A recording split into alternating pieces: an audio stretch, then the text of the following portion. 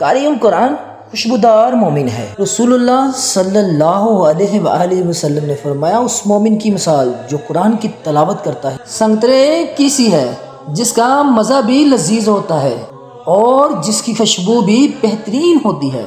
اور جو مومن قرآن کی تلاوت نہیں کرتا، اس کی مثال کھجور سی ہے، اس کا مزہ تو مادہ ہوتا ہے لیکن اس میں خوشبو نہیں ہوتی۔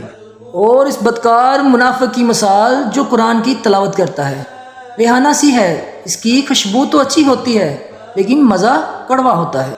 اور اس بدکار کی مثال جو قرآن کی تلاوت بھی نہیں کرتا اندر ریحانہ سی ہے، جس کا مزہ بھی کڑوا ہوتا ہے اور اس کی کوئی خوشبو نہیں ہوتی۔ البخاری حدیث نمبر 5020۔ آپ کہہ دیجئے کہ میں صبح کے رب کی پناہ میں آتا ہوں اس چیز کے شر سے جو اس نے پیدا کی ہے، اور اندھیری رات کی تاریکی کے شر سے جب اس کا اندھیرا پھیل جاتا ہے، اور گرہ لگا کر ان میں پھونکنے والوں کے شر سے بھی، اور حسد کرنے والوں کی برائی سے بھی جب وہ حسد کرنے لگے۔